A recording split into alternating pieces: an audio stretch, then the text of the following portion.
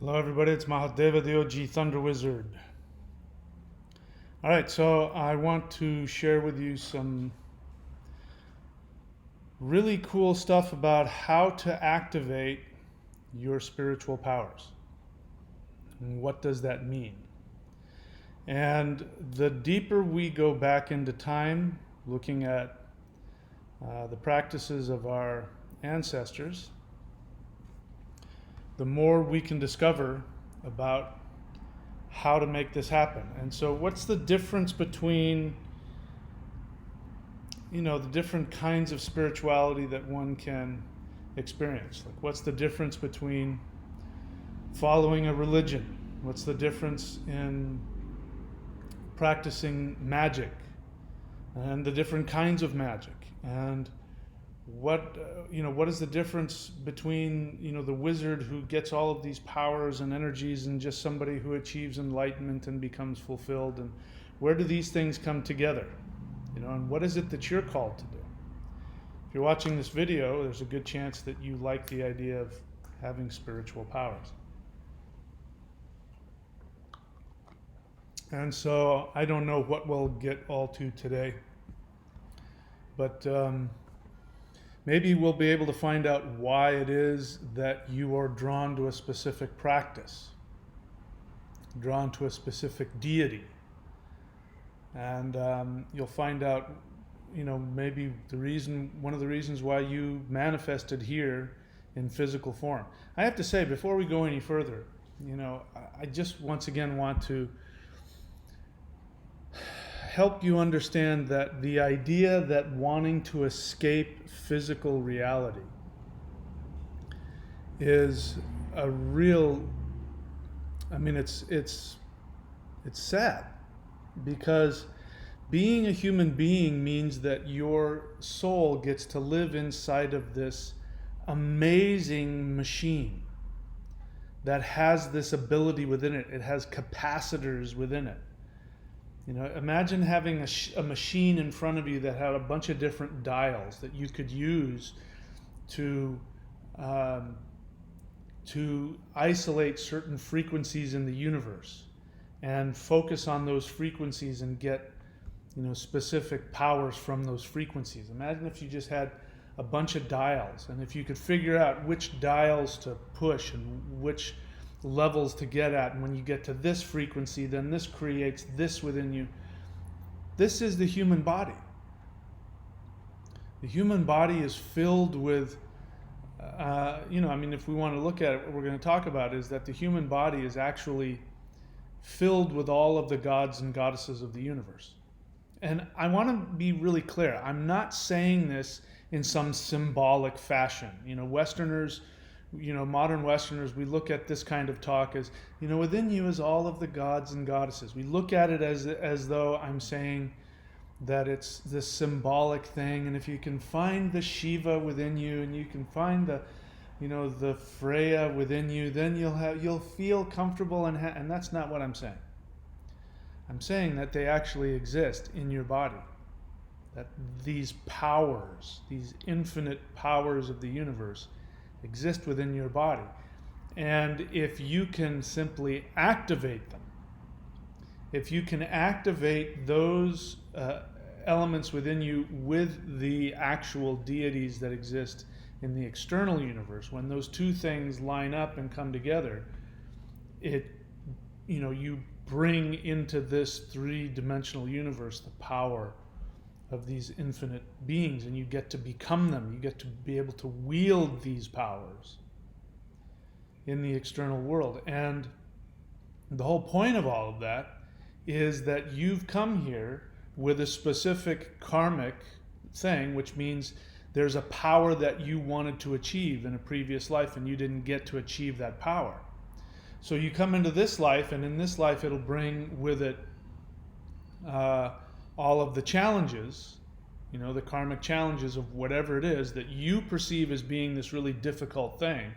But within that, if you can find the corresponding deities or powers that actually fix that problem, while you're fixing that problem, you'll have the experience of achieving supernatural powers. And that is what the ancients used to do. Ancient wizards used to do this. And when we see like Gandalf and other people like that who, in fictional or in mythology, what they're representing is what you can achieve by working through your issues. So again, fighting being here. I want to leave. I want to get me out of here. I understand that, but that's like somebody handing you this incredible power and you're like, it's too much work. I don't want to. Instead of going, oh my God, that's like infinite power right there. I can achieve infinite power by working through this issue. So I don't know if I'm going to get specific in my life, because I've just, where this is coming from is that I've started training in the art that I practiced, off and on for 30 years. And I've taken time away from that, at least a couple of times. And part of it is because just the energy is so intense and it gets very challenging to function in the three-dimensional world, because I start getting these crazy experiences and experiencing all this power. And I've just now recently come to realize why I have been led to the path that I've been led to. And a bunch of personal reasons, which I may or may not get into. I haven't decided yet. So I do have some notes, so I want to stay on my notes here so that I don't just start devolving into going into strange things. Okay, here. So your body is a community. Your experience that you're just this one self in this physical thing, like you're walking around with this meat bag robot, and you're this self, this one self in this meat bag robot. We tend to treat our body as a thing. And unfortunately, disease is a result of doing just that, treating your body as a thing. And if you treat your body as just this suit that you wear, there's a really good chance that you're going to end up repressing thoughts, feelings, and experiences which have a connection to one of the beings that lives within your body, and then that being will end up getting sick. And then that sickness ends up in your physical body, and then you end up either sick or dying as a result, whether it's heart disease or whether it's the lungs or whether it's liver or whether it's digestive tract. These all of these things have deities that live there, and these deities have a life, and they have feelings, and they have thoughts, and they have their own experience that they want to have while they're walking around in your body. But you're the king of this community. Your soul, you're the king of this community. And so the king rules over a community to make sure that everybody has all the resources that they need, that everybody is protected, and in turn, each of the community serves the kingdom. So you have the army. The army will serve to fight invaders. You have the priests, which serve to bring spirituality to the people. You have the judges who make sure that everything follows proper order. You have the the intelligentsia that do all of the thinking and learning, right? And then you have the farmers, you have the laborers, and you have all the ministers. You have all these different people inside of a kingdom, and the king is the one who is looking over all of it, making sure that every part of the kingdom and every part of this community has the resources necessary to do their job so that everybody is happy. Now, if you can understand that these things within you, the 5 organs, 5 major organs, your brain, your nervous system, we could go on and on and on, the sexual organs, if you understand that all of these things have their own life, have their own experience, their own consciousness, and if you work to make sure that they're happy, then they are going to potentially then take you to the next level. Because there's just the physical level of the body functioning. Your stomach digesting and your heart pumping and your lungs taking in oxygen and all that. And then there is the spiritual manifestation, that's the difference between the average person and the person with powers, the wizard. The wizard is somebody who is in unity with all of the beings within their body, and then has empowered them. So whether the wizard, either does it through a technique, or whether they do it through worship, or whether they understand that there's an actual process here, however it is that they do it, what they've done is that they have connected the internal God of the body with the external deity in the universe at large. And when they two link up, it takes it to a third level where the union of the two ends up being greater, so that the sum of the parts is greater. How does that go? Something, it's greater than the sum of the parts. You put 2 and 2 together, 2 and 2 becomes 20 as opposed to 4. And this is what mysticism is. And it doesn't matter what you're doing. Like I said, if it's through devotion, bhakti, which is devotion, there's going to be, like, for instance, people who worship Krishna are all about devotion. And that has to do with their soul makeup and their karma and things within their body that they are stimulating and empowering. And so that's devotion. They don't really know, what things they're connecting in the universe, but they have this pathway of devotion. And so you follow all the rules of that path in order to get that specific power released within you. And, for me, if you're more a Mars-oriented person, then there's going to be some physical activity. So for me, there's internal martial arts. And that makes me personally happy, but it's connecting all of the deities and the meridians with external deities and meridians. And then that's where you go from, your typical martial artist to a martial artist that has powers. That's where that happens. There's this connection between the internal and the external, and it comes together and boom. And the idea is that when you have linked up all of these different entities within you with all of the entities at large, you leave this dimension and you go to the next dimension. And so the legends, whether they're true or not, I can't say. Wouldn't surprise me either way. But the legends are that when a spiritual master has achieved this, you'll come, like, in the case of the Taoists, they would go into a cave, some of them. And they would go deep into meditation, and they would be doing this work of connecting the different organs and meridians and things to the beings at large. And then when they've achieved that, then the servant will come back, because there will be somebody there who will show up every day to take care of the body, because the guy will be, deep in meditation. He'll take care of the body and, brush it off to make sure that there's no bugs on it and everything like that. And, see if master's woken up yet or not. And at some point, if it works, they'll show up and there will just be a pile of clothes and hair and fingernails and nothing else. And that means that they've achieved that. They end up going to the next level of existence. And so this is what you want to do. So the first lesson is you got to treat your body like a temple, because that's exactly what it is. It's not just a temple for the soul, which is a very Western thing.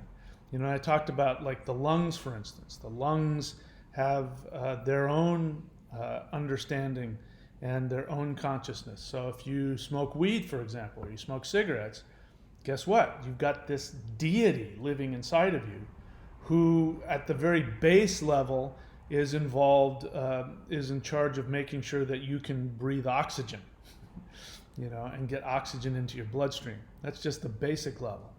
But once beyond that, then you've got all these other things that the lungs do for you.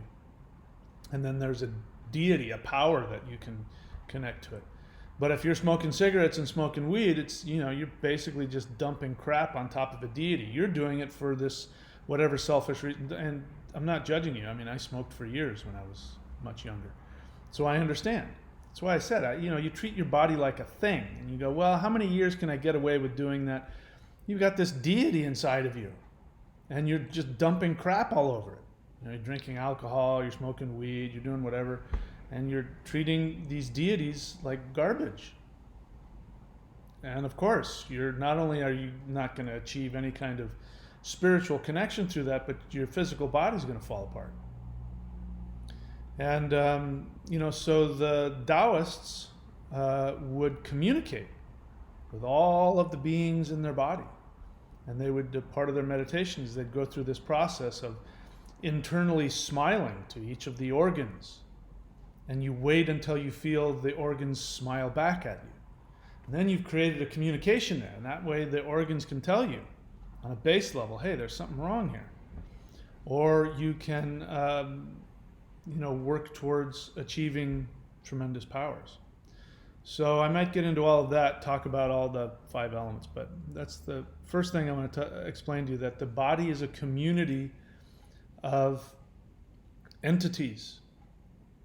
And your job is, as the king, which is the soul, because you're the one here, and they're all here serving you. And if you don't take advantage of them, that's on you. Nobody can force you. You're the king. You can do whatever the hell you want. But just like if you're running a kingdom, and if you're not taking care of the economy, or taking care of the warriors, or you're not taking care of the people that are keeping the walls around the castle, if you're not taking care of it, then you're the one responsible when something happens. Okay, so we've got the 3 selves. You've heard me talk about that. If you're new to my channel, you can go and watch the videos that I have about the 3 selves. You have the upper self, the middle self, and the lower self. And these are corresponding with 3 deities in the universe. In the Norse tradition, it's called Odin, Vili, and Ve. Even in the Christian tradition, which there is nothing in any of Christian scripture, Old Testament or New Testament, that talks about a Trinity. There's nothing in there. It was imposed upon it by Europeans whose ancestors had this very strong connection to a Trinity, whether it was Odin, Vili, and Ve, or whatever else. But it's true in Hinduism as well. You've got Brahma, Shiva, and what's the other? And Vishnu. And in the Taoist tradition, you have the 3 ones, or and these are the Trinity that is in charge of the functioning of the universe. They're the 3 highest gods that you can worship, is the 3 ones. And so these dwell in the 3 centers of your body: Odin, Vili, and Ve, heaven, earth, and man, body, mind, and spirit. Those are all the same words for the same thing. And then you have the 5 organs. The 5 organs, you have liver, kidneys, the stomach, the intestines, the lungs, and the heart. Now these are, any one of those major organs, if there's a real problem, you're not going to live very long. But these control the 5 elements: ether, air, fire, water, and earth. And these elements are powers. In the Norse tradition, the 5 dwarves, or the dwarves of the 4 directions, they are the 4 directions are dwarves. They're these incredible powers that if you have access to them, if you have access to the 5 elements, you can control the 5 elements. You're right there. You're a wizard. And then you've got different energies in the body. So you've got the basic physical energy of the body, and then you have just one level up from that, you have the sexual energy, which is strongly associated with the physical body. And then above that, you have life force energy, chi or prana, Of course, you have Kundalini, which is a whole different energy in itself, which I've talked about before. There is a difference between Chi and Prana.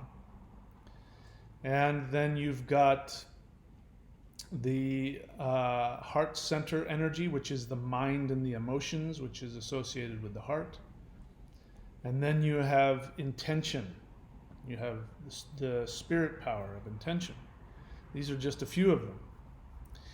Even the meridians of the body, each of the energy meridians of the body is a pathway to a deity. And then within all of that, each of these organs has a masculine and a feminine. And so you could be worshiping a goddess, which would have, for instance, there's the heart, and then there's the pericardium. And these are related, they're both connected to each other. One is masculine and one is feminine. The heart is masculine. So if you worshipped Rama, you would be worshiping God of the heart. If you worship a Mars goddess, you may be working with the power of the pericardium, which works to fight against demons. So have you ever noticed why in ancient traditions the deities that are the most powerful against demons are feminine? Kali, Chamundi. These in the Vedic tradition, if you want to fight against a demon, you want to get one of the goddesses on your side. That's why Kali looks so fierce. That's why there's blood coming out of her mouth, and she has skulls, and she has severed arms. She looks really fierce and horrible, but that's because she's out there fighting for you. And she's destroying the psychologial things within you: fear, self-hatred, self-sabotage, self-criticism, ego, greed, these things that take you away from your highest self. She's out there devouring them so much that the blood is coming out of her. She's fighting demons. So the pericardium is like that. Pericardium would be any Mars deity, like Chamundi, who's a Mars goddess. And this fights against demons, negativity, and hurt. When somebody hurts your feelings, when somebody attacks your essence and harms you, you have this feminine deity inside of you that comes to protect you, fights off the evil and then takes care of you. So, all of these things within you, they have a consciousness, and they can get either undernourished or they can get overstimulated and cause all kinds of problems. So if somebody's pericardium is overstimulated, then they can be hypersensitive to criticism. They can then lash out at people. And so when you find out what your faults are, you can find out what deities that you want to worship in the external, which will nourish the internal. And it's all about getting that balance and that communication so you can achieve awareness. And if you think that you're being prevented from that because life is so challenging for you and you're in so much pain and they did this to me and they did that to me, that's simply a clue telling you, okay, this is the part of you that you need to empower so that you can achieve, superpower. And let's talk about superpowers for instance. Let's just say healing, for example. Let's say somebody has a gift for healing. Let's say they can go out into the world and they raise their hands and and whole groups of people will get healed. Let's just assume that's true for a second. If that's the case, what it means is that person has a karma that they need to fix having to do with healing. It means that they've damaged other people. Maybe they've killed those people. Maybe this was somebody who was a Hitler or a Stalin, and there's thousands and millions of people dead as a result of what they did. That means over at least a few lifetimes, this person is going to be a very powerful healer. And so then there's the temptation to think, oh, there's something special about me. I'm a healer. No, it means that you killed a bunch of people in a past life. It doesn't mean that you can't enjoy that and that other people can't benefit from it. But those people that you harmed, those people that you killed, by going and doing those healings, you're actually balancing out the karma of the damage that you caused. But that is something that you should go towards. You should go towards that healing and worship that deity that gives you those powers to heal. And then you'll be that much closer to achieving that union. Because once you've achieved that, for instance, if your superpower is healing, and once you've achieved that and paid off all that karmic debt, then the next lifetime you won't be interested in healing. You won't have that power anymore. Or if you do, you won't have an ego about it. You won't need to do anything with it. The 5 fingers. Each of these fingers has an association, and each of the points on the fingers, there's a deity in each one of these sections of the fingers. In the hand, up here, there's a deity for that. There's an element. And so this is why, even if you haven't watched it, watch the series called Rome. And in that you will see the town crier. I don't know what they called him back then, but the guy who would stand in the square of Rome, and he would make it was basically the news announcer, and he would make the announcements of whatever. Caesar is now in Gaul and has overtaken the blah blah blah, and here's the new edict, and at 8 p.m. and all that, and he'll be using different mudras as he's talking, and we don't realize that. We don't think that our ancestors, even if you happen to be of Italian descent, that the ancient Romans had mastered mudras, and that's why you'll see the ancient pictures of Jesus. He'll be holding some mudra, because that comes from the Romans. And this one especially, we could talk about this one, for example. So you think that this is the heavy metal, and some guy, the guy who first did that, his grandmother was Italian or something, and so if she thought something was haunted, she would go, she would do this. Well, that's because all of these fingers have an element and have a meridian, and this one is actually, you're empowering the pericardium, which fights against demons, because demons are emotional beings that attack you on an emotional level. And so the way to fight them is to use the pericardium, which protects the heart from excessive damaging emotions. So when the pericardium turns into protect you, it actually becomes a demon fighter. And so these 2 fingers right here have an association with the pericardium and the heart meridians, which goes all the way up to the heart. So this is about protecting the heart. And that's, that was the Romans, but the Taoists do it as well. When the Taoists do exorcisms, they'll use this mudra all the time. And you'll see warrior gods that will hold this mudra in one of their hands, if not both of their hands. So there's a science to all of this, and our ancestors viewed it in the guise of spirituality, worshiping gods and goddesses. And when you do this, or when you do this, which is wisdom, when you do these kinds of things, you're actually releasing the deities within your body, which will connect you to the deities out in the universe. So if you think it's all just symbolic and it's all arbitrary, you're wrong. Every single thing, every single point in your body has an association. In the African drumming tradition, they say there's a song, rumba. You've heard the term rumba before. It's a kind of Afro-Cuban beat. It actually comes from the Yoruba tradition, and it's Yewuro Iba, which I don't know the exact translation, but the loose translation at least is the summoning of all 10,000 deities. Yewuro Iba. You're welcoming all of the 10,000 deities of the universe into your body, and you're awakening those deities, those 10,000 deities in your body to connect to the universe. And if you understand how that your body is this temple and gateway to all of the powers of the universe, Then all of a sudden things like yoga and Tai Chi and Qigong and postures start to take on a much bigger significance.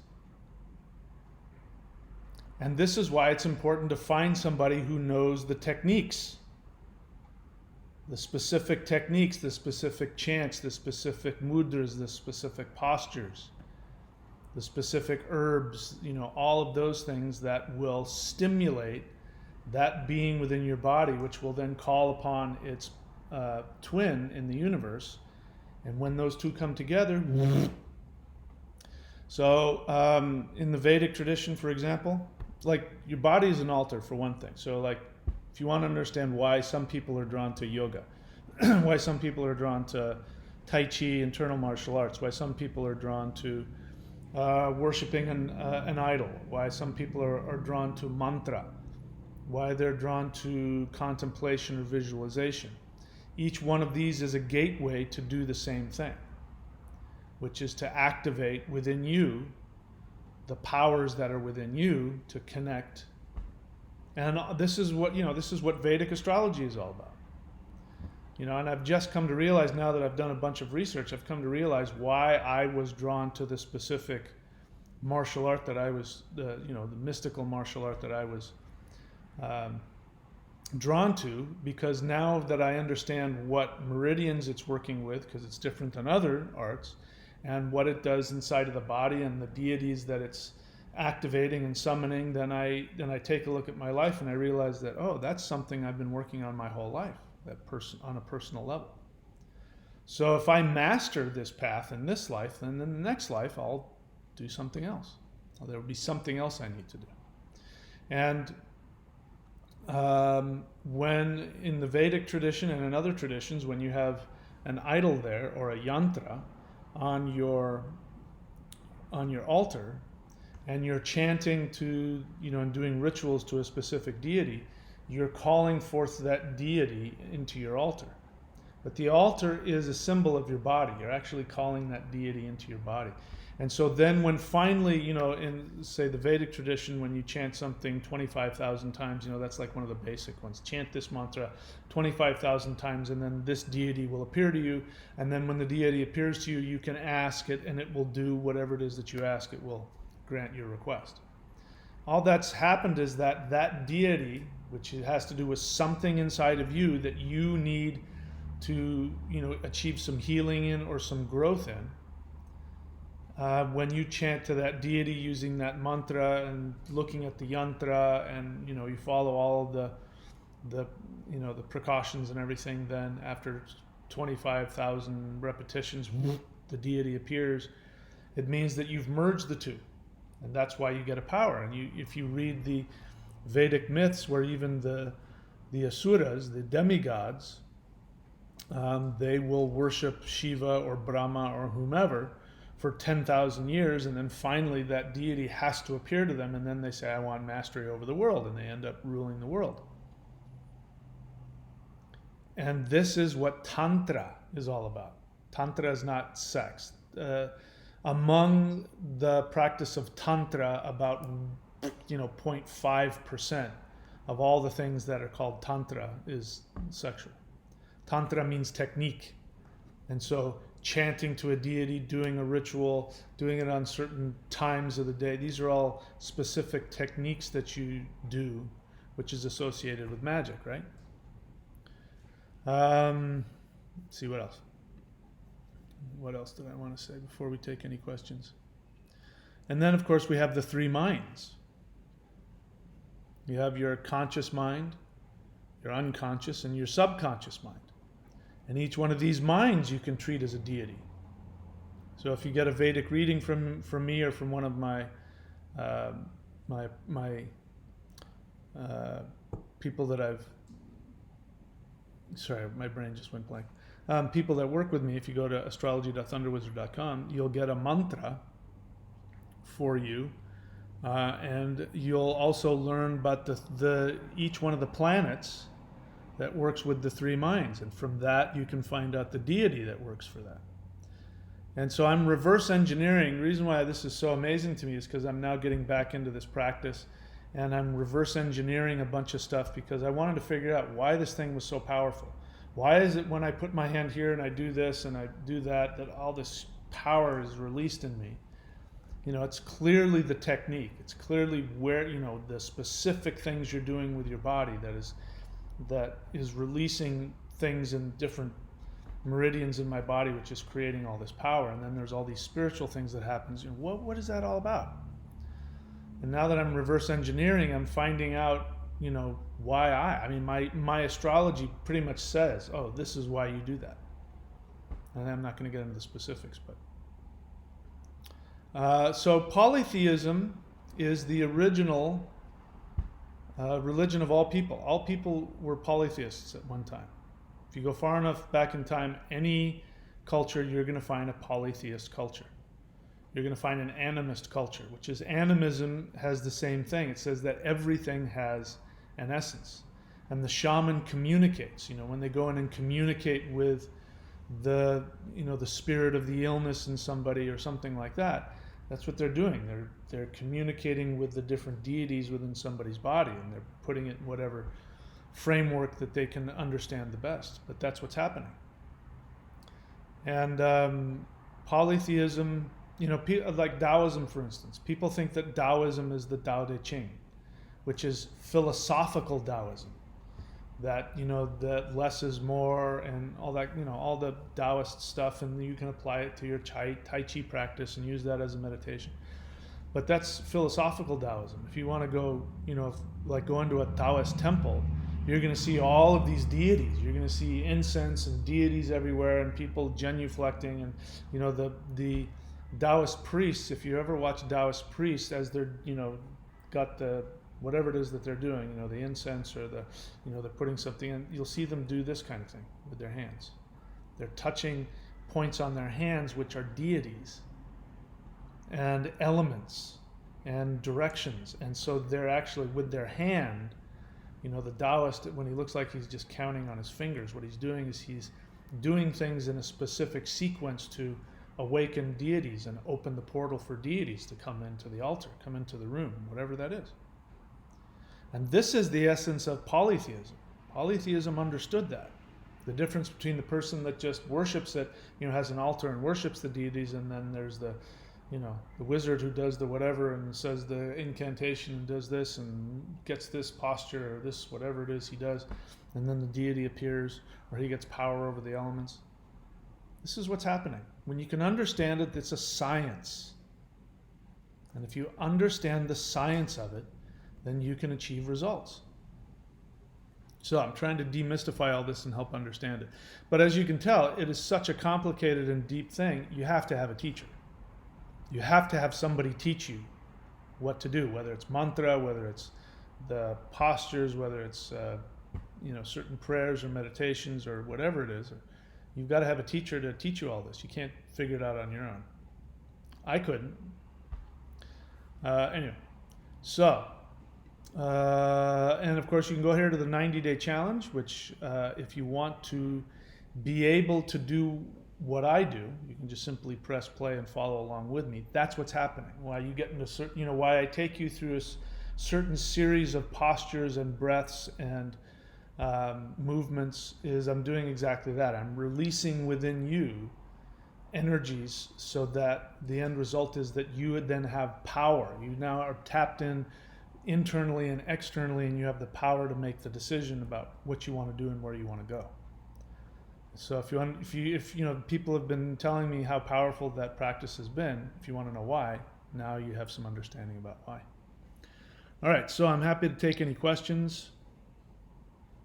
Vincent.thunderwizard.com. You can see his name up there in the in the whatever this is. Sorry, I've been talking about this. I'm kind of loopy now. You can go to his channel, and if you want to get a Vedic reading from him, Vincent.thunderwizard.com, you can. He's one of my certified astrologers. All right, let's see. I'm looking for questions. I don't see any questions here. Kim Granger says, so the way this works, ideal if you have a question, you can ask a question. You write the word question and then I'll answer it. But since there's no questions, I will entertain this. So Kim says, I always thought that was a devil's horn symbol, and I have heard, H-E-R-D. You have a herd of people? I have heard people saying stuff like he was throwing up the devil's horn symbol. I wonder how that mudra became associated with that. Well, because you're fighting demons. So demons have horns. So that's one. The other one is it got associated with, it became a thing for heavy metal, and heavy metal, they do this pseudo devil worship stuff. And so people think when they're doing this, they're worshiping the devil, when in actuality, they're exorcising him. They're getting rid of him. Yeah. So don't see any questions. So if you guys have questions, go ahead and write the word question, and I'll be happy to answer any questions that you have. In the meantime, if you don't ask questions, then I got to either entertain you or sell stuff to you. So let me go see if we can find my friend here who will explain to you why you need to subscribe. Hey there, this is Arnold. I have a very important announcement. I command you to listen to me. This is Arnold Swears He's Bigger, and I'm here to tell you something very important. You must go to thunderwizard.com YouTube channel, subscribe and hit the bell button. I command you to do this. It's the most important thing you're ever going to do in your life. If you don't listen to me now and hear me later and go and subscribe, I'm going to come to your house and I'm going to shame you in front of your whole family. I'm going to go to your school and I'm going to chastise you in front of your friends. I'm going to go to your church. I'm going to stand in front of the whole congregation and I'm going to tell people how stupid you are for not going and subscribing to this channel. I tell you now, it's the most important thing you're ever going to do. You have to go and subscribe right now, otherwise my head is going to explode. Do it now, I command you.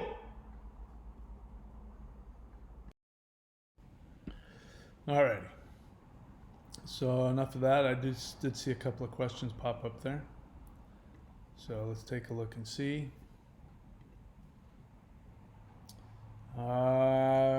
Tripped apart. Question, hello, could you share your thoughts or share less known stories about Tyr? So Tripped Apart, I do much better if you have a specific question. That's a huge subject.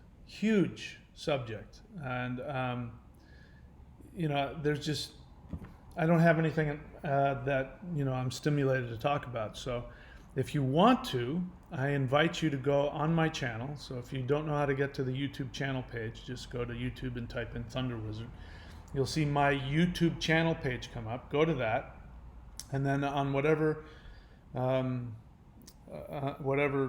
you're using, whether it's a phone or tablet or whatever, learn how to search within a channel. So if you're looking on a desktop, for instance, next to the menu, you'll see a magnifying glass. Click on that and write in Tyr. And whatever videos are associated with Tyr will come up, because I talk about that stuff a lot. But if you have a specific question about what I'm talking about, that's the kind of questions I'm looking for. Official Red Tie, if you have a question, do me a favor, write the word question. In case there's a bunch of people throwing out comments, I might miss it. And I miss really great questions all the time for that reason, because there's too many comments and people don't write the word question.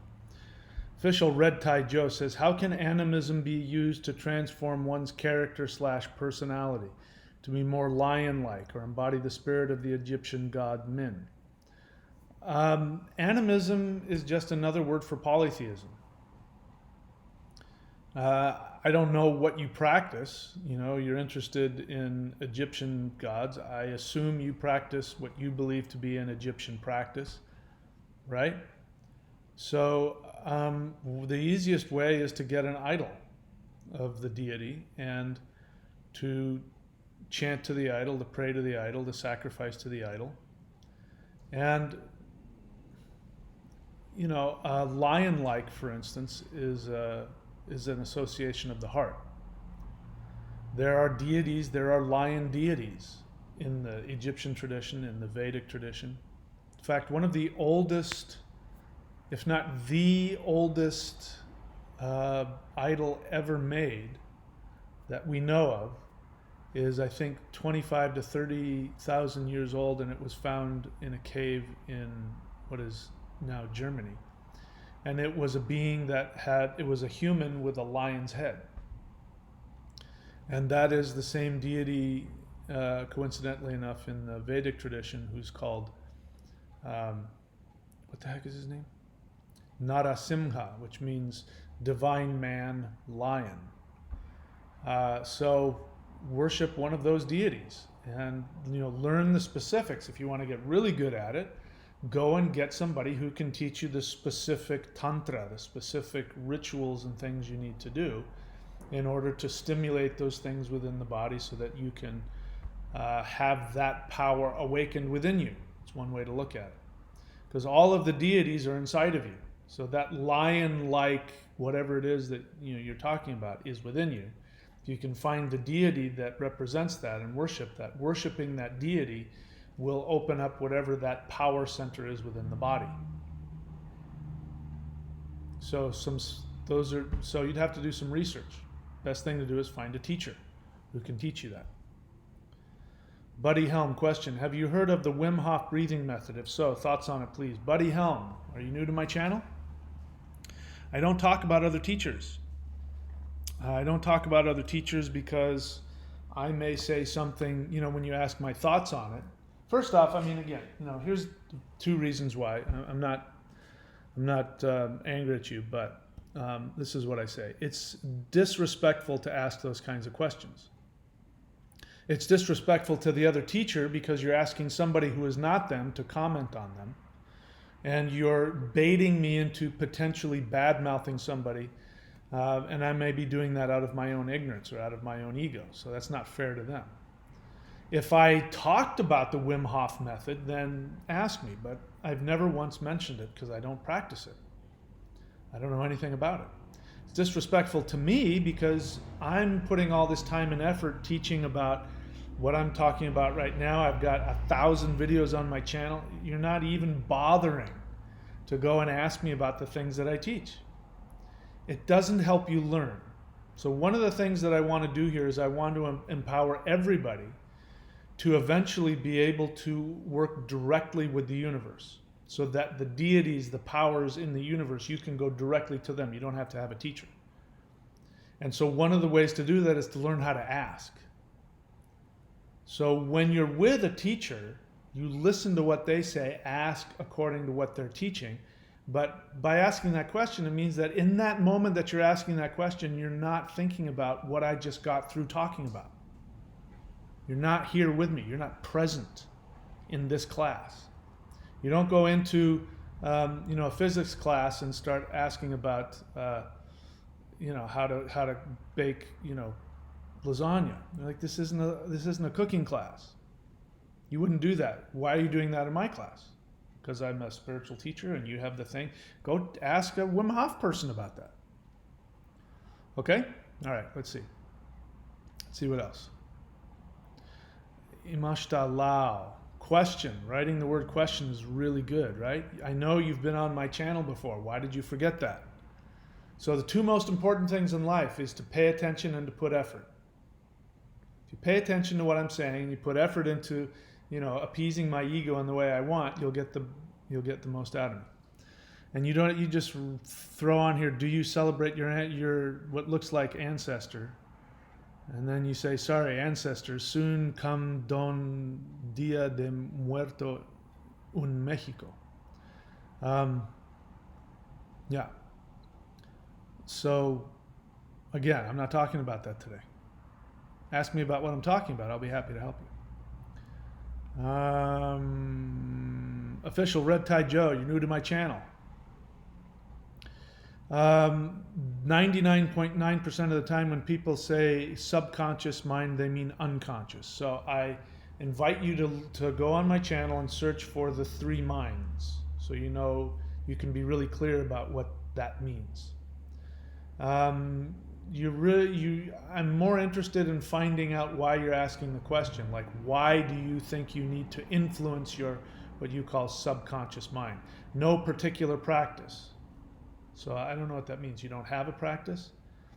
Most closely aligned with Christianity. Well, then if you want to find out my take on that, you can look at all my videos on Christianity.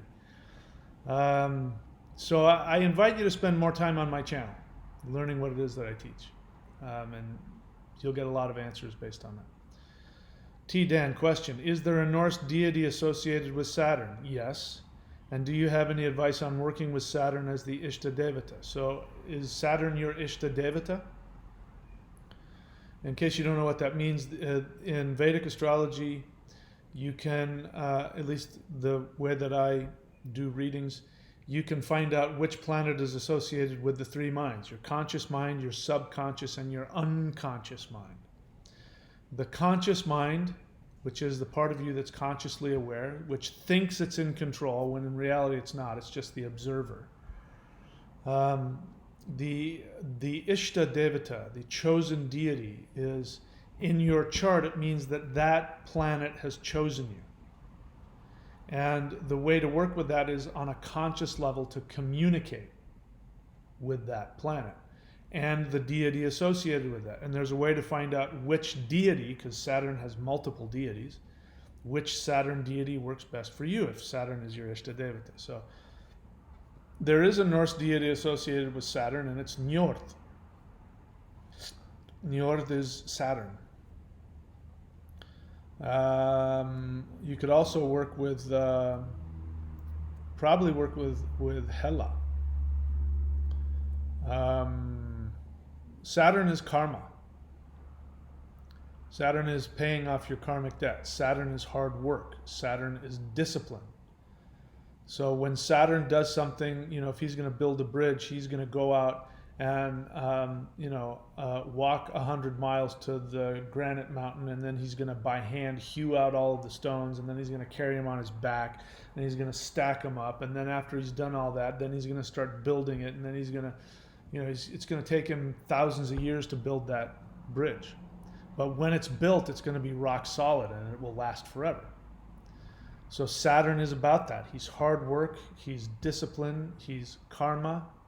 So you have to pay your debts, you have to follow the rules. All of these are the things associated with Saturn. Now, you may not like that. If you're listening to that and you say, I don't like that at all, I can understand that. Especially the idea of Saturn being the judge and holding you accountable for your sins, etc., etc. But the thing is, when you've got Saturn as your Ishta Devata, that means Saturn wants to help you. And so it's like having the judge as your uncle. You broke the law and you got thrown into court, and the judge is your uncle. He's going to give you a suspended sentence. He may take you aside and say, all right, here's what I need from you, but I'm not going to send you to jail. So the thing to do is to communicate. The Ishta Devata does not need worship. The Dharma Devata, which is your unconscious mind, needs worship. Your subconscious mind, which is your intentions, that needs worship, because you can't activate the subconscious and the unconscious without ritual and worship and mantra and those kinds of things. But the Ishta Devata is the conscious mind. So the conscious mind talks, communicates. So communicate with Hela or with Njord if you want to work with a Norse Saturn deity. Kristen Mullins, question. Does the name Ashaira ring any bells? Nope. Never heard of it.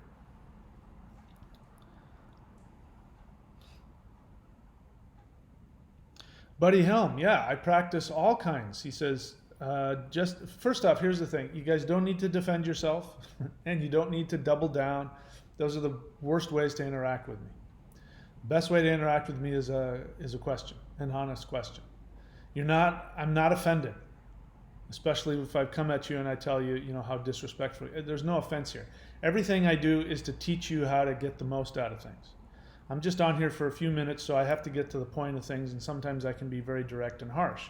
It's because I'm just trying to get the information to you in as concentrated a chunk as quickly as possible. But I don't take any of this personally.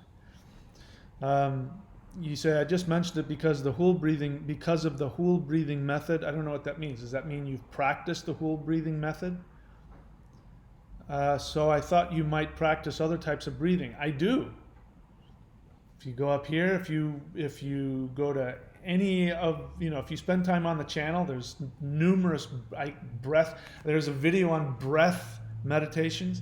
Again, guys, the thing to do is to learn how to search within my channel. There's over 1,000 videos, or almost 1,000 videos on my channel.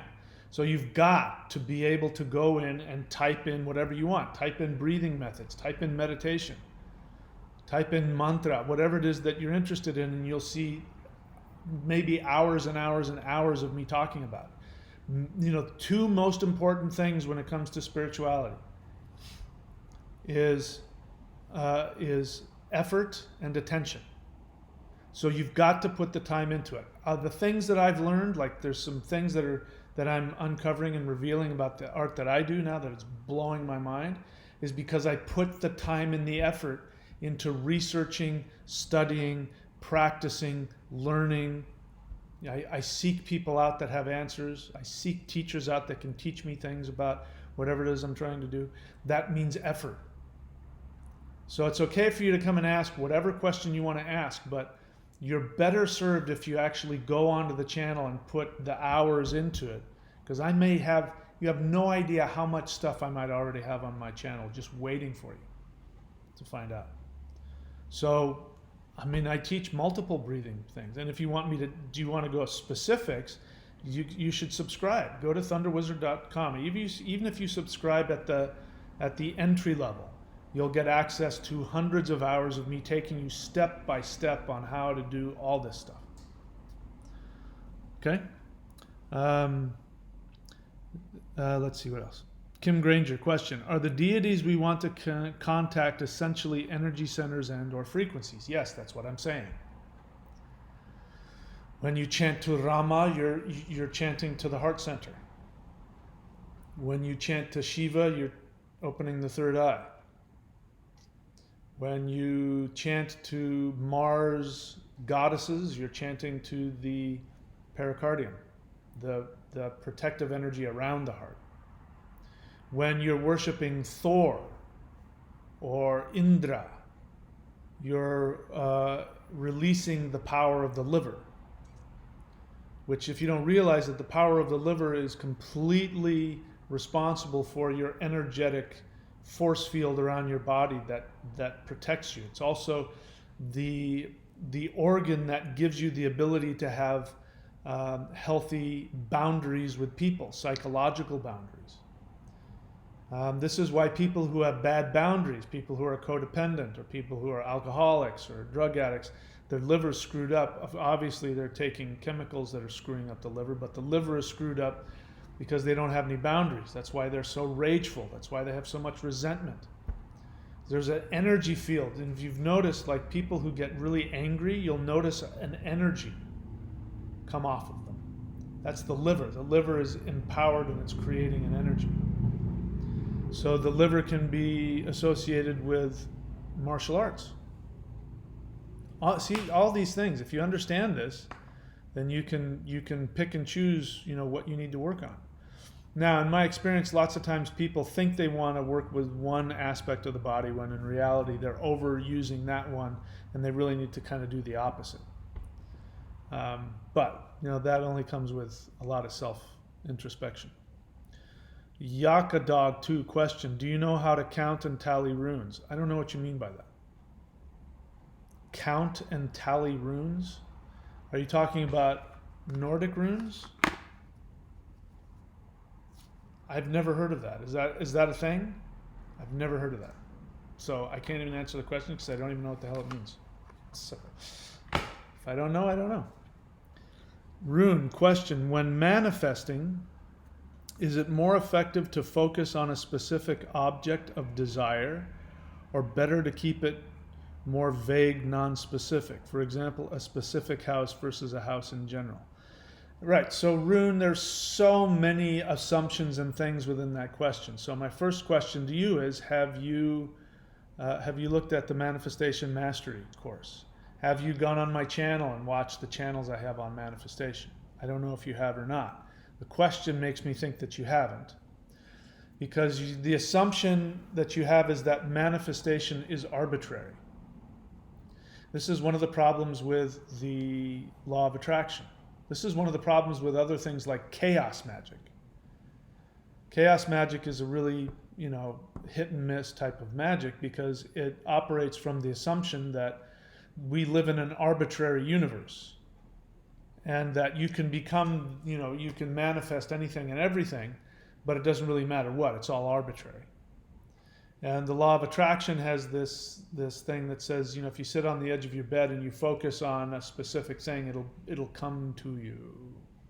There's truth to that. I'm not saying that that's not true at all. What I am saying is that the assumption there that I hear in your question, which maybe I'm missing, maybe I'm wrong about this, but the assumption I'm hearing in your question is you're trying to figure out, you think it's arbitrary. So, for instance, let's take the example of a house, like a specific house versus a house in general. I would want to sit you down and ask, why are you thinking about a specific house? So, to answer your question, the first thing you need to do is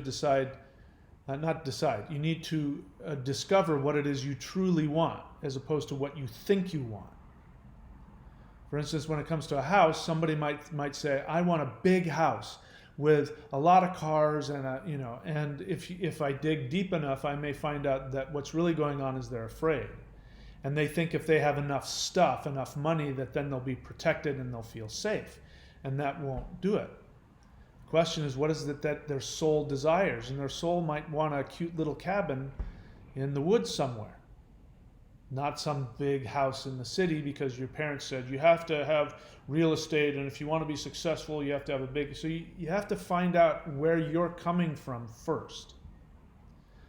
Then, when you know what it is that you want, you won't have to ask yourself this question because you'll know exactly what you want. I mean, I'm living in exactly what I want right now. I didn't know this house existed. But I just decided, I came to realize exactly what I wanted. Where I wanted to live. I'm living in Australia, and I'm surrounded by rainforest and birds and nature trails and empty beaches in all directions, and just enough of a city to have all the things that I need. But yet if I just drive in that direction, I'm just empty beaches for miles and forest trails and all of that. And I wanted a house that was next to trails and in walking distance to the beach. And I wanted specific things so that I could have my surfboards so I knew exactly what I wanted, and I didn't have to manifest it. So the thing is, if you know what you want and you're connected, you don't have to manifest it. It'll come to you. But you have to know what you want first. And then you have to be willing to do whatever it is to get it. And then you'll find it. So I don't know if I answered your question or not. Question, official Red Tie Joe. So if the subconscious is merely an observer, please don't shove things down my throat. I didn't say that. I said the conscious mind is the observer. Were you listening? So official Red Tie Joe, again, my suggestion to you is to spend time on my channel so you know what I'm teaching. But, the thing about questions is that when people start with an assumption and try to introduce an assumption, it really means that you're not really asking me a question. Again, I'm helping you guys to learn how to communicate with the universe. Because the universe will be able to teach you. But you have to learn how to communicate with it. One thing you don't do is you don't shove your assumptions onto the universe. Because if you're wrong, the universe goes, I don't know what to do with this. So you shoved an assumption down my throat, which I don't teach and I don't agree with. So if the subconscious is merely an observer with no power outside that, that is not at all true. That is the exact opposite. The observer is the conscious mind. So the part of you that's conscious, that's listening to me, that thinks it's making all of the decisions, you think you have all the power and you don't. The subconscious is not the unconscious. Remember, I said that earlier, so pay attention. Two things, pay attention and put effort. There's the conscious, the subconscious, and the unconscious. The unconscious is what you're trying to talk about. And somebody taught you that it was just an observer. And I have no idea where that came from, because it couldn't be further from the truth. The unconscious mind is the most powerful thing that exists within you, and it rules you, it controls you. Unconscious means you are not conscious of it. You hear about people like that get into bad relationships, women who keep, dating, abusive men, and they break up, and every time they go, I know I keep dating these abusive guys, why do I keep attracting them? Well, it's because on an unconscious level, that person's been programmed to do that. They're not consciously aware of it. On a conscious level, they want to find Prince Charming, but on an unconscious level, they've been programmed by either their parents, society, or decisions that they made as little kids trying to protect themselves that became programs. Those programs will stay in the unconscious mind unless you allow a power to come in and change those programs. So first off, the assumption you're shoving down my throat is completely, totally inaccurate. The unconscious mind, which is what you're trying to say, is not an observer. And it has all the power in the world. It is the most powerful thing. So people who worship Jehovah, for instance, they're worshiping their unconscious mind. And so when you hear and then these are people who are actively seeking to stay unconscious. In fact, Jesus is the perfect example. When you worship Jesus, you're worshiping the victim of the unconscious. I mean, let's go through, first off, Jesus never existed, but let's go through the story. So God the Father, Jehovah, hates his creation. He hates his human children. They are evil, even if they're just off by a little bit. If there's just the tiniest bit of imperfection, he absolutely can't stand them, and he wants to destroy them. He destroyed them once with the flood, and now he wants to do it again, and he cannot tolerate them. So he takes his son, who's perfect, and because he's the father and the son obeys the father, he tells him, you go down and you sacrifice yourself for them. Jesus doesn't come and volunteer and say, hey, you know what, I feel bad for those guys. What if I go down there and do this sacrifice thing? Well, he doesn't do that. God the Father sends him down there. And then when he's down there, he doesn't want to do it. So he goes to the Garden of Gethsemane and he prays, please take this cup from me. He prays for it 3 times, not once, but 3 times. It's bothering him so much that he's sweating blood, which is a real thing. When somebody is under incredible psychological stress, the capillaries in the, on the forehead will break and it'll look like you're sweating blood. It means that somebody's in major, major turmoil. And so he says no. So he goes and he does it. And then even when he's on the cross, the people who are attacking him, he says, forgive them, they don't know what they're doing. He's the ultimate victim of the unconscious mind. As Jung said, I'm paraphrasing here, I don't know the exact quote, you must become conscious of what is unconscious, otherwise you'll think it is God's will. You'll think it is fate. So people who are worshiping Jehovah are worshiping the unconscious mind, who is the ego. They're worshiping their own narcissistic ego. And that's what you get from that. So people who worship the narcissistic ego become narcissistic. They become really judgmental. They can't stand any other religion. They become intolerant of anything and anybody. They become really violent and controlling. That sounds like Christianity to me. So again, I don't know where you come of this, and with the hubris to shove that down my throat, like I'm gonna, I'm gonna agree with that. The subconscious mind is the part of you, the mind that can dip into the unconscious and pull things out, like your social security number, your address, your mom's birthday. You're not consciously thinking of it, but when somebody says, how old is your mom? You go, oh yeah, you dip into the subconscious mind, which dips in, pulls that file out. Subconscious mind is about intending your reality. So when you're sitting on the edge of your bed trying to intend your reality and visualizing it, that's the subconscious in action. So it's not an observer, and it also has power. The subconscious has power. The unconscious has all the power. The conscious mind has no power. You say the conscious mind interprets. There's some truth to that. Then the unconscious would be the mind where, oh, I didn't read the whole thing. The unconscious mind would be the mind where the default being is stored. All right, so my apologies. I didn't read your whole question. So I have to apologize for that.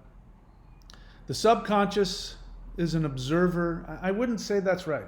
I don't think the subconscious is an observer. The subconscious is the, you have the unconscious mind that has the programming. So you're right about that. It has the default program. Your subconscious mind is like the lens, right? So the unconscious mind is a projector. The subconscious is a lens. You can focus what you're wanting to project. The conscious mind is the observer. The conscious mind sits there and observes what's going on. And the unconscious mind is the default program, and the subconscious mind is the lens. So when you learn how to empower your subconscious mind, you can focus your intention, which will project what's going on in the unconscious. So this is what's different about the law of attraction, which says if you do positive affirmations all day, then you'll have such and such. But what you're doing is you're just like sticking a slide into the subconscious projector. And what'll happen is that the projector will go, no, I don't like that slide. No, I don't like that. And it's, it'll do it all day.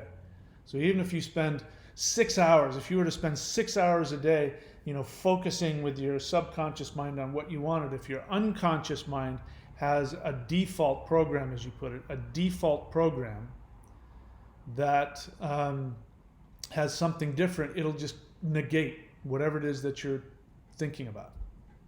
So the subconscious and the unconscious have to be in alignment. And the conscious mind, so when we get all three of these minds in alignment, then the projector works perfectly. Because then you've done the work to become conscious of all of the things in your unconscious mind. Your father was a Lutheran minister who thought that money was evil, and so on an unconscious mind you've been programmed to believe that money is evil, I don't deserve money. And on a conscious level you're going, I want to be a millionaire, and you keep putting the millionaire slide in front of the lens of the subconscious. The unconscious goes, no, no, no, no, and it'll do it all day. It'll do it 24 hours a day. So you can never win. So this is why worshiping deities is important, because deities can come into your unconscious and reprogram it. And then you become aware. So the only thing that you need to do is become aware of what you truly want. And then you have to work to make that the default program. The way to do that is you go after it. When you go after what it is that you know you want, all of your unconscious programming will come up. If you've been programmed against what you want, the resistance will be intense. If you don't have a lot of unconscious resistance to it, then things will go smoothly.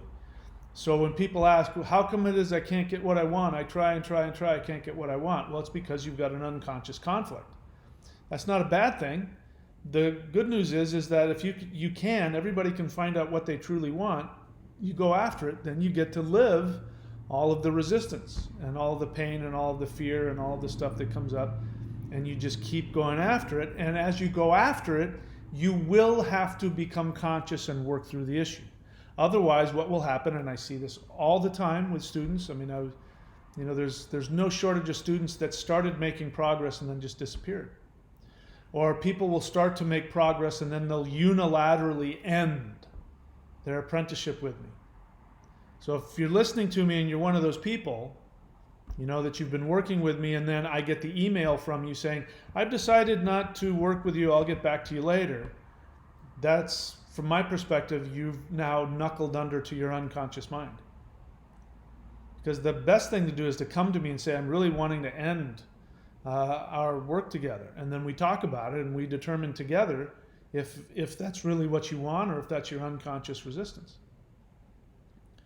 So that's an example. If you go after what you want, the unconscious will show you what your default programming is, and then you have an opportunity to do energy work and meditation, 90-day challenge, in order to overcome those things. Okay, what else? So again, my apologies to official Red Tie Joe. I didn't read your whole question, and that's my fault. So you are essentially correct in that. Rune, question: do you have any tips for finding a good Qigong Taoist teacher to work with in person? Sure. Go on to, type in your city, and then type in Google Qigong teacher. See what comes up. You can also, you can do the Qigong I have on my channel. Obviously, you can't work with me in person unless you happen to live here in Queensland. But other than that, you're going to have to find one you're on. So that's what I would do. I would just Google it.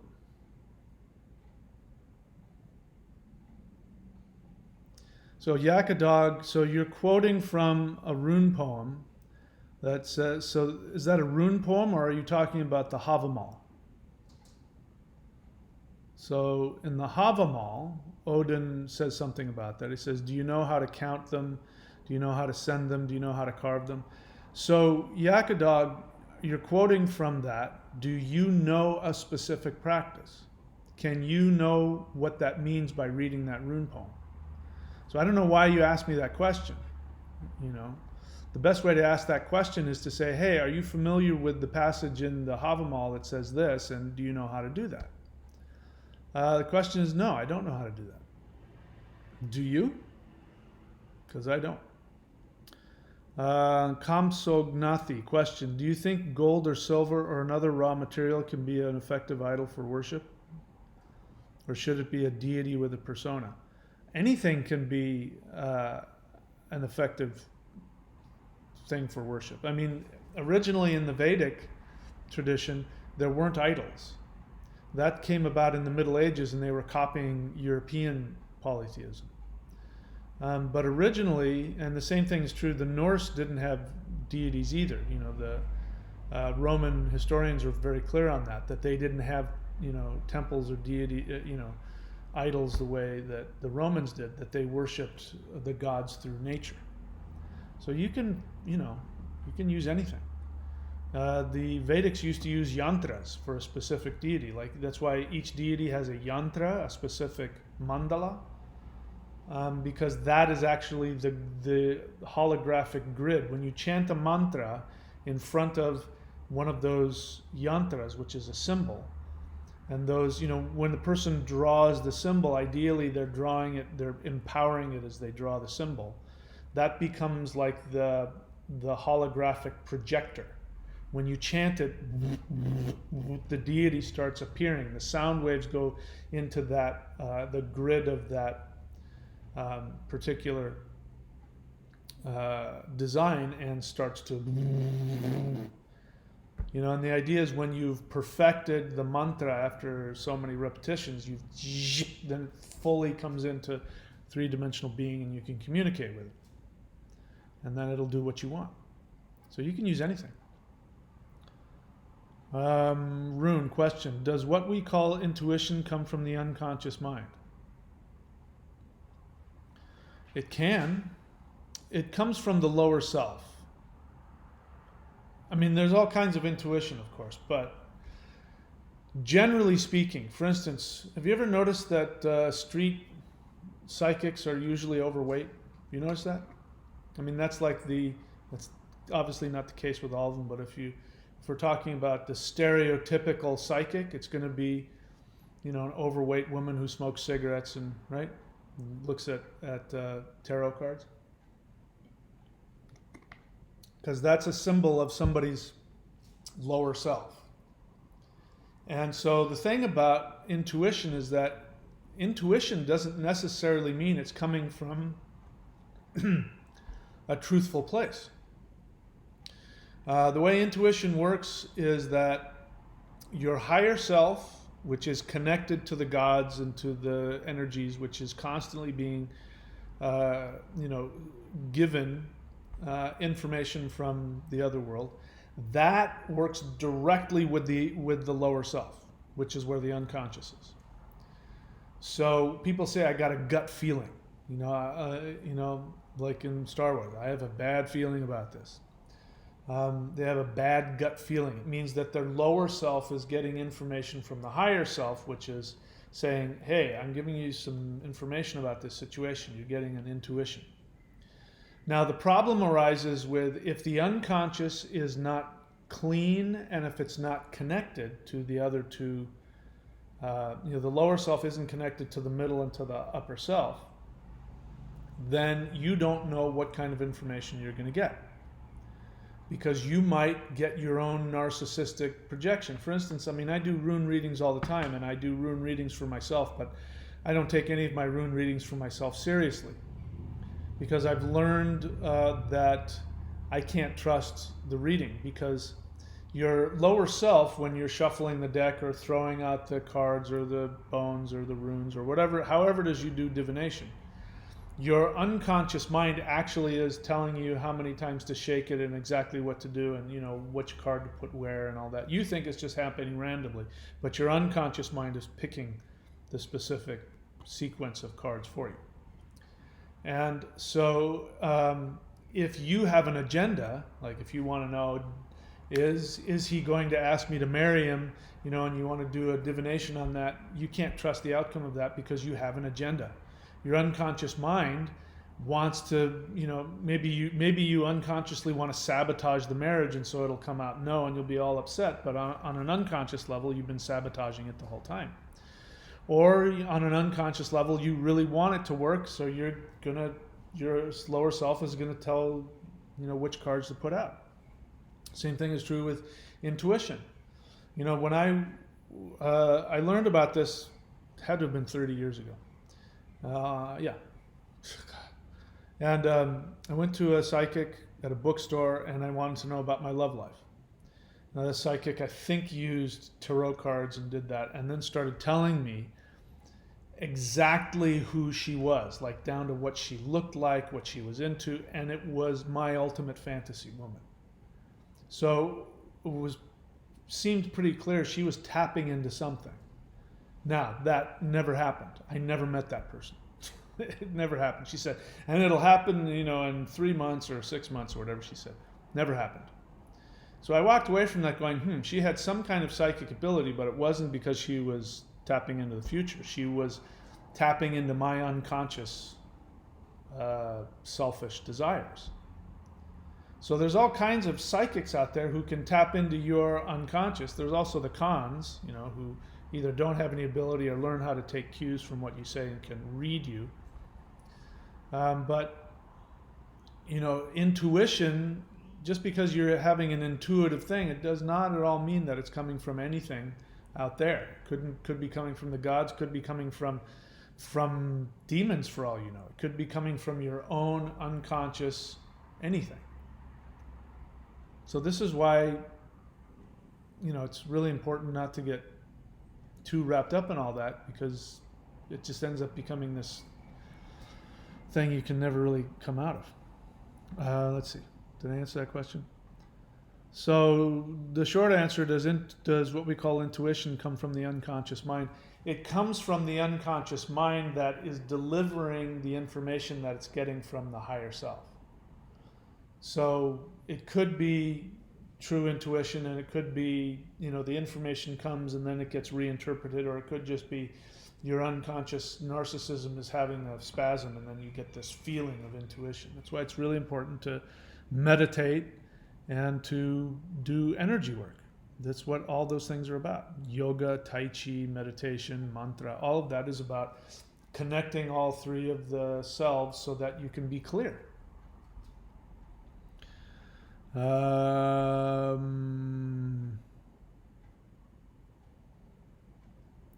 Jammer Funk, go ahead and write the word question.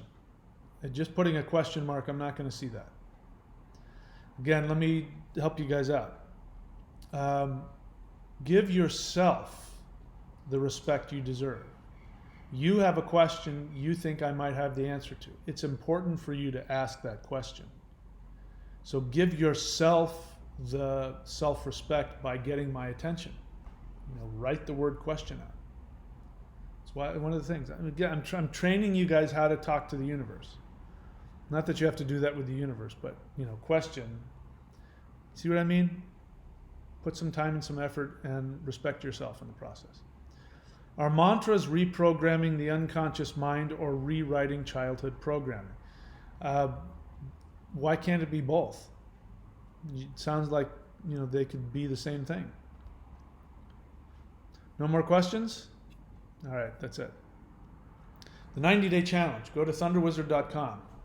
The majority of people who are asking me all of these questions, and I keep saying, watch my channel, the majority of those, even those things can be answered there. So even at the basest level of the thunderwizard.com subscription site, you get step-by-step mastery of shamanism, which has to do with everything we're talking about. Intention,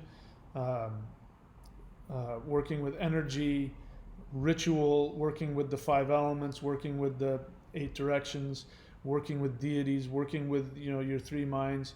I don't even know how many hundreds of hours on there, and that is because people asked me a long time ago, can you give me a step-by-step thing, because you have so many videos. So that's why I created that. And then you have the Manifestation Mastery course, which is one level above that, and then one level above that is the 90-day challenge. And that is everything else I just mentioned. You get all of that, plus then you get to work with me as I do these exercises, as I talked about at the beginning of this video, that all of the points in your body, all of the organs in your body are deities that are associated with deities out in the world. For instance, Tyr. Somebody asked about the god Tyr, which is the god of highest awareness. Thor is the liver. Rama is the heart, depending on which tradition you're looking at. And if you tap into these, you can tap into those deities. If you have a weakness in your body, for instance, if you have bad boundaries, worship Thor. It'll empower your liver energy, which creates the protective field in your body. So, yeah, you can go and do that and do the practice with me. I take you through specific postures and mantras and things like that. So it's not just me talking at you. So if that is the 90-day challenge, go check that out. The thunderwizard.com subscription site is where I want eventually the courses.thunderwizard.com. If you go check that out, you'll see all kinds of stuff that you can purchase from me. All kinds of video courses and certifications. I want to eventually get to the point where the subscription site does that. You can just subscribe for the month, and it's a hell of a lot less expensive than spending hundreds of dollars on a certification or whatever it is. And then if I get enough people subscribing to that channel, then I'm just going to take everything and migrate it over there. So you'll have access to all of that if you're a subscriber at a certain level. And then any subsequent teachings like the 90-day challenge, I'm just going to put on there. But in order for that to work out for me, there has to be enough subscribers. So if you like the channel and you like me, then you can put that intention out there to have me get more and more and more subscribers, so that you'll end up having more and more stuff. So go check out thunderwizard.com and look at all the subscription options there. I don't see any more questions. I think we're done with questions, right? Okay, and I've done my business, so that's it for me. I'll see you guys around, and see you next time.